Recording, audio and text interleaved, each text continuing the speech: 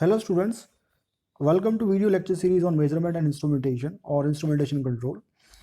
Myself Kapil Dhama, Assistant Professor in Electronics and Telecommunication Department in St. Andrews Institute of Technology and Management, Farooq Nagar. Students, आज हम discussion करेंगे measurement instrumentation का first lecture series, जिसमें हम लोग topic discussion करेंगे lecture on measurement and instrumentation control.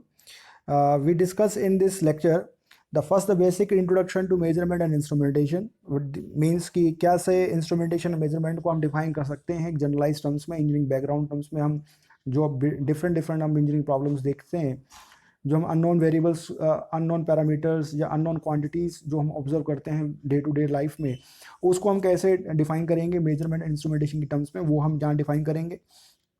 Second term है generalised block diagram of measurement instrumentation. इसे फंक्शनल ब्लॉक डायग्राम भी कहा करते हैं. Functional block diagram, generalised block diagram of instrumentation system, ये एक कॉमन टर्म है. क्वेश्चन किसी भी तरीके से आ सकता है इसके ऊपर. तीसरा बच्चों क्लासिफिकेशन ऑफ इंस्ट्रूमेंट, यानी कि based on its generalisation, based on the definition and principle, we classify various types of instruments which are used in various engineering problems. Last one is standard and calibration. तो standard and calibration के अंदर हम यहाँ पे इसके अंदर इसका define करेंगे कि किस तरह के स्टैंडर्ड्स एंड कैलिब्रेशन का इस्तेमाल हम मेजरमेंट एंड इंस्ट्रूमेंटेशन में करते हैं. तो चलिए students, let's start first topic, introduction to measurement and instrumentation. तो स्टूडेंट, जैसे कि आप देख रहे हैं कि मेजरमेंट के बारे में हम अगर डिस्कशन करें तो मेजरमेंट को हम कैसे डिफाइन कर सकते हैं. तो जैसे कि आप यहाँ देख रहे हैं कि मैंने यहाँ पे एक डेफिनेशन लिखी है कि measurement is nothing but measurement of a given quantity is the result of comparison. ये आप देख रहे हैं कि कंपैरिजन जो करना between two quantities whose magnitude is unknown, means when you are comparing a unknown observation या unknown parameter which is unknown to you, और आप unknown जो पैरामीटर को जब आप किसी के साथ कंपेयर करते हो, यानी कि मेजर्ड वैल्यू जिसकी अपनी एक डेफिनेशन है, जिसकी अपनी एक मेजरमेंट वैल्यूज़ हैं, जिसकी अपनी एक पैरामीटर्स पहले से ही डिफाइंड है, जब आप उसको अननोन पैरामीटर्स के साथ कैलकुलेट करते हो तो फिर हम उसका जो हमारे को जो रिजल्ट मिलता है that is expressed in the numerical values.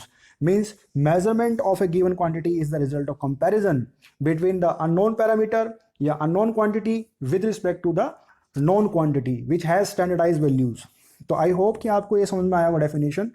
And one can convert the physical parameter to the meaningful numbers. Means आप एक जनरलाइज तरीके से, एक लेमन भाषा में अगर बात करें कि एक जनरलाइज कॉमन पेन पीपल को, उस तरीके से हम उसको आइडेंटिफाई कर सकते हैं या हम उसको देख सकते हैं. तो next one is basic requirements. Basic requirements क्या है? The basic requirements that is standards used for comparison general purpose instruments which must be accurately defined and should be comparably acceptable. Means they, based on the measurement, you have some standard values on which you are comparing the unknown parameters also. ठीक है ना. तो apparatus used and the method adopted must be provable. यानी कि आप ऐसे methods का, ऐसे techniques का, ऐसे approaches का हमें इस्तेमाल करना चाहिए अननोन पैरामीटर्स को with respect to standardise values, जो कि एक जेन्युइन हो, ऑथेंटिक हो, और उसका जो है पैरामीट्रिक नेशनल वाइज वो जो है सिस्टमेटिक हो. मेथड ऑफ मेजरमेंट, यानी कि जो मेजरमेंट के मेथड्स हैं उसको हम किस तरीके से डिफाइन कर सकते हैं. तो फर्स्ट आप यहाँ देख रहे हैं बच्चों कि ये है डायरेक्ट मेथड. डायरेक्ट मेथड में क्या कहा गया? In this method, unknown quantity is directly compared against the standard value. Means a standard value is known to you and you want to compare the unknown parameter. So this is the direct method. It is common method and it is measured in terms of length, mass and time. यानी कि आप 12th class में देखे होंगे कि LMT का जो हमारा पास कंसेप्ट आता है वो यहाँ पे इस्तेमाल जनरली हम यहाँ पे क्या करते हैं बच्चों, मेजर करते हैं फॉर अननोन पैरामीटर्स के लिए. तो आई होप कि बच्चों आपको डायरेक्ट मेथड समझ में आया होगा. चलिए नेक्स्ट टॉपिक की तरफ कि इसके अंदर और कौन से ऐसे मेथड्स हैं. Second one, this is indirect method. तो जैसे कि आप देख रहे हैं कि इनडायरेक्ट मेथड में बताया गया कि with respect to direct method, measurement of direct method are not always possible practical. These methods are inaccurate because involve human factors. And as you know कि जहाँ भी ह्यूमन की इंटरवेंशन होगी वहाँ पे कहीं ना कहीं एक्यूरेसी भी जो है पॉसिबिलिटी की संभावना वहाँ पे ज़्यादा रहेगी। तो they are also less sensitive if they are less sensitive and inaccurate, the possibility of the measuring those unknown parameters is also less, so performance is also less. And keeping in mind students, जब भी हम इस तरह के indirect method use करते हैं तो वो एक अप्रॉक्सीमेट आंसर देते हैं या अप्रॉक्सीमेट रिजल्ट देते हैं, but they are not accurate up to the mark. I hope आप समझ पा रहे होंगे। चलिए स्टूडेंट्स, अब चलते हैं नेक्स्ट टॉपिक की तरफ। अब आता है इसमें, तो स्टूडेंट अब आता है इसमें true value, there is a true value and the measured value, है ना। तो true value is what, that is which is known actual और acceptable value of the quantity which is standardized, means these values are standardized, which is actual value, and you are going to measure the unknown parameter with respect to them, है ना। तो वो कौन सी है, measured value है। जिसको आप major कर रहे हैं that is the measured value, जिससे मेजर कर रहे हैं that is the true value. तो ये हमें थोड़ा सा इस बात को समझना चाहिए कि जब भी हम किसी अननोन पैरामीटर को किसी नॉन पैरामीटर के साथ measured कर रहे हैं, that measured quantity is nothing but that is measured value, and with respect to true value, that is true value is nothing but the standardized value. Okay, so this is all about the difference between the true value and the measured value. चलिए students next देखते हैं इसमें क्या होगा। Students we have the third topic is the stages of the generalised measurement systems, and stages of generalised measure system में क्या होगा कि इसको हम functional block diagram of measurement system भी कहते हैं और जनरलाइज्ड ब्लॉक डायग्राम सिस्टम भी कहते हैं। इसके अंदर 6 स्टेजेस होती हैं बच्चों। जो 6 स्टेजेस कौन कौन सी होती हैं देखिए मैं बताता हूँ आपको। जैसे आप यहाँ देख रहे हैं कि ये है, first is the quantity to be measured, यानी कि जिस क्वांटिटी को आपको मेजर करना है ये वो स्टेज है। Second is the primary sensing element stage, यानी कि ये स्टेज वो स्टेज है जो कि नॉन इलेक्ट्रिकल फॉर्म को इलेक्ट्रिकल फॉर्म में कन्वर्ट करती है, यानी कि हम डायरेक्ट ये कह सकते हैं कि इसके अंदर हमारे पास क्या है, ट्रांसड्यूसर इसके अंदर अटैच है। और हमारी फर्स्ट स्टेज यानी कि फर्स्ट एंड सेकेंड स्टेज, ये दोनों की दोनों आपस में क्या है बच्चों, इंटरकनेक्टेड हैं। और हमें इस बात का और भी ध्यान देना चाहिए कि प्राइमरी सेंसिंग एलिमेंट के अंदर जो ट्रांसड्यूसर है that will create the signal in the electrical form, either in the form of voltage or in the form of current, but in the form of weak signal, means अगर voltage वाला signal generate होगा तो few milli volt का होगा, current का होगा तो अगर वो फ्यू मिली एम्पियर का होगा। तो students next stage we have signal conditioning unit, and signal conditioning unit में जैसे कि आप यहाँ देख रहे हैं, मैंने यहाँ ऊपर लिखा हुआ VCE और एक ही लिखा हुआ VME. These are called as variable conversion elements and variable manipulation element. Although in various engineering problems and engineering backgrounds, जहाँ पे हम डे टू डे लाइफ में अपनी डिफरेंट प्रॉब्लम्स को देखते हैं, तो सिग्नल कंडीशनिंग में ये दो स्टेजेस जो सब सेक्शंस बने हुए हैं, वेरिएबल कन्वर्जन एलिमेंट और वेरिएबल मैनिपुलेशन एलिमेंट, ये दोनों आपस में इंटरचेंज हो सकते हैं। इंटरचेंजेबल का मतलब है कि depending upon the problems in the engineering backgrounds. तो बाय डिफॉल्ट हम ये देखते हैं कि वेरिएबल कन्वर्जन एलिमेंट हैं। लास्ट जो सेकंड स्टेज है that is the DTE students, जैसे कि data transmission element. And last stage we have is data presentable element या डेटा प्रेजेंटेशन एलिमेंट भी कहते हैं। इन दिस वे आप ये देखते हैं बच्चों कि ये 6 स्टेजेस की मदद से हम जो है अपना, क्योंकि आप अपने जनरलाइज ब्लॉक डायग्राम को एक्सप्लेन करते हो। तो जैसे कि हम पहले बात कर रहे हैं प्राइमरी सेंसिंग एलिमेंट में, तो प्राइमरी सेंसिंग एलिमेंट में जैसे आप स्टूडेंट्स देख रहे हैं कि we have LVDTs, we have thermistors which convert the non-electrical form to electrical form of a weak signal. Second one is the variable conversion element, means this has the work conversion analog to digital form, digital to analog form, voltage to current form, current to voltage form, or can be anything. Third stage we have is the variable manipulation element.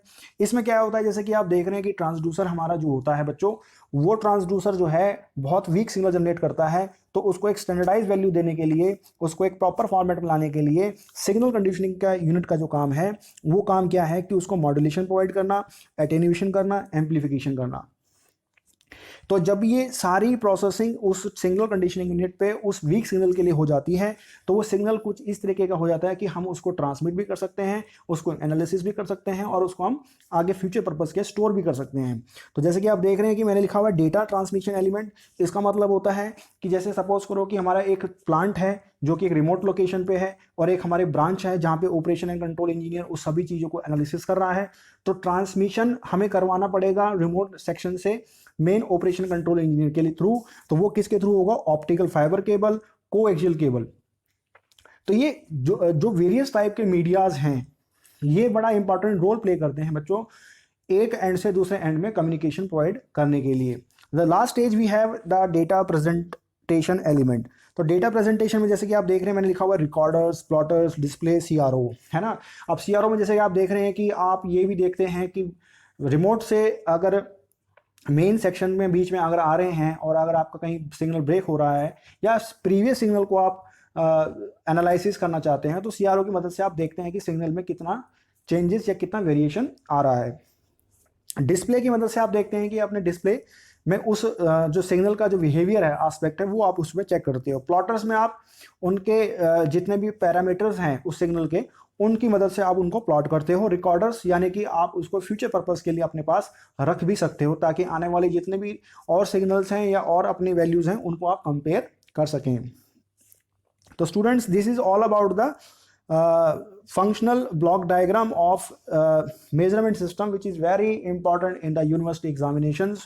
और हमें इस बात का ध्यान रखना चाहिए कि ये 10 मार्क्स से क्वेश्चन में आता है तो हमें इंडिविजुअली छः ये जो 6 स्टेजेस हैं इनको बढ़िया तरीके से अपना रिप्रेजेंट करें। Drafting skills is must, drafting skills is very necessary for cracking the university examinations. So students make short and precise drafting skills while writing the examinations questions। तो this is all about the generalised measurement system. तो चलिए students next topic पे चलते हैं हम। So students we have the next topic as that is the classification of instrument। Classification of instruments are classified in various categories, primarily absolute and secondary instruments। जैसे कि आप देख रहे हैं कि एब्सोल्यूट इंस्ट्रूमेंट्स का जैसे मैंने यहाँ पे एग्जांपल लिखा है रेलिग करंट बैलेंस मीटर।